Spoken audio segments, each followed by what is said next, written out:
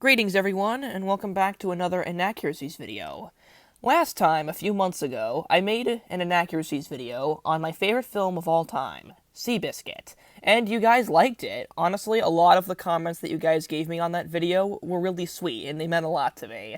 So, I decided that since you guys really liked the first Inaccuracies video I made, might as well make a second one. And I know, it took me a long time for me to finally make that revelation, but better late than never. This time, we'll be going over Disney's Secretariat. And although I don't have 10 inaccuracies, I still have 5. But before I start, I do want to just quickly mention that most of the inaccuracies in this film don't actually affect my opinion of it. Some of these I just think are interesting, and I just thought I might as well point them out. Although a few of the inaccuracies actually do hurt the movie when it comes to how good it is, it's only a couple, and I don't mind most of them. That's just a general rule of note for most of these movies. The inaccuracies don't usually interfere the film. Although they do at some points, they don't normally. I just like pointing out fact and fiction. So, without further ado, here are the 5 inaccuracies with Disney's Secretariat. Number 1, Pancho Martin. This is just a general thing, but Pancho Martin, aka the trainer of Sham, wasn't exactly how he is depicted in the film. In the film, he is villainized as being this antagonist, a trash-talking loudmouth, supposed to bring down Penny Chenery and Secretariat, just overall an unlikable person. In reality, Pancho was way more professional. Even Secretariat's jockey Ron Turcotte went out and said that, quote, "It wasn't that way, and that Pancho is a very wonderful person and always was." So, yeah, unsurprisingly, Disney had to get some cardboard villain, so they chose the Trainers of Sham. Makes sense, but obviously it wasn't accurate. In similar vein to Pancho, there are also inaccuracies with number 2, Lucian Lauren. While they aren't as extreme as Pancho's inaccuracies, they still do exist, and I think it's fun to point them out. First, according to Ron Turcotte, Lucian was a very conservative dresser, and throughout the film, Lucian's fashion sense is regularly the point of jokes. Any other questions? I have one. How much did you spend on that hat? But that wasn't the case in real life. He was also, quote, not a goofball, and I don't think he ever had a golf club in his hand, as he was a fisherman. But I'd say the inaccuracies with Lucian are way smaller compared to Pancho's. Another small inaccuracy that does make for a pretty good scene is number 3. Penny Chenery wasn't at Secretariat's birth. In the film, Penny Chenery goes and is there when Something Royal gives birth to Secretariat, along with her son. However, this never happened. The only person that was there was Howard Gentry. Simple as that. But these are all smaller inaccuracies. The next 2 are probably the biggest changes from the film and reality, and I think the biggest reason why some people have a problem with this movie.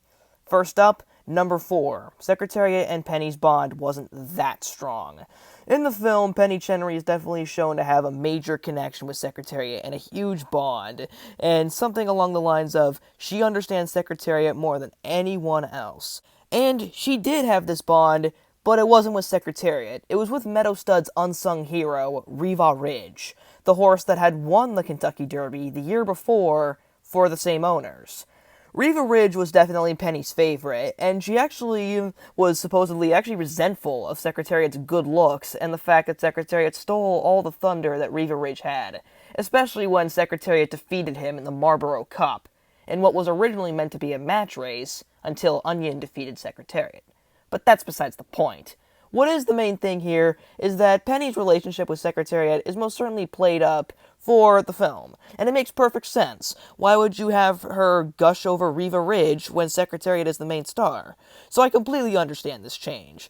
But just know that Riva Ridge was definitely more loved by Penny Chenery than Secretariat, and I do find that kind of interesting, that Penny liked Riva Ridge more than Secretariat. You'd think it would be the other way around, but it wasn't, especially for number 5, which is probably the biggest error and the biggest change with the film. Secretariat did not save Meadow Stud. Throughout the film, every single time Secretariat loses, it feels like a major blow. You feel like, oh god, I swear, just don't lose. There's a lot of stakes in the film with Secretariat racing. Every time he races, Meadow Stud is on the line. But in reality, Secretariat was not the savior of Meadow Stud. It was actually Riva Ridge. All the financial troubles that are shown in the film, Riva Ridge was responsible for saving. Secretariat came after all those financial troubles had concluded. So, in reality, Riva Ridge saved Meadow Stud, won the Kentucky Derby and the Belmont Stakes, but Secretariat instead took all the credit. If it weren't for Secretariat, Riva Ridge would have gotten way more attention, and who knows, maybe he would have gotten the film made about him instead. Although that's a bit of a long shot. And while I still love Secretariat, I do feel bad that Riva Ridge got none of the attention he deserved because of Secretariat. If it weren't for him, Riva Ridge would have been way more appreciated by the general public. But Secretariat is Secretariat. But if it weren't for him, Riva Ridge would have been his own very popular fairy tale story. Because Riva Ridge is a Seabiscuit type horse. He was a light bay, and he was considered unassuming and very timid. And also, he came around during a time when Penny was being pressured to sell Meadow Stud. And it was thanks to his success on the track that Meadow Stud was saved from financial ruin. It was him who saved the farm, not Secretariat. And that is the very important distinction. Because Secretariat is depicted as a very Seabiscuit type horse in this film, with people constantly underestimating him. And it's just not true. And the stakes of him winning the Triple Crown to save the farm just were non-existent, because Riva Ridge had already done that for him. But they took those parts of Riva Ridge and put him into Secretariat to make the film more impactful, and just completely scrap Riva Ridge altogether. This becomes super apparent when you realize that Riva Ridge is not once mentioned in this movie by name. And I do understand why, but it still is a little unfortunate that they took all of Riva Ridge's story and tried fusing it into Secretariat's for the movie. As a racing fan, I find that kind of annoying. But most people who watch the film that aren't as knowledgeable on horse racing probably won't have the same issue that I do. It's just a racing fan issue, because Secretariat really shouldn't be framed as an underdog like Seabiscuit, because in reality, he was the greatest, and was always the greatest. He wasn't as doubted as the film makes it out to be. He was the greatest, and everyone knew it. But that's just me.